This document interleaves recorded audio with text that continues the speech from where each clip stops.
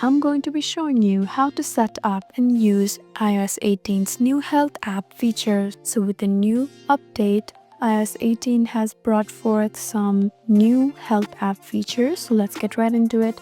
Just go ahead and open health. So it is right here. Tap on it. So now you can store and analyze health data through your health app. You can also log your period or cycle tracking.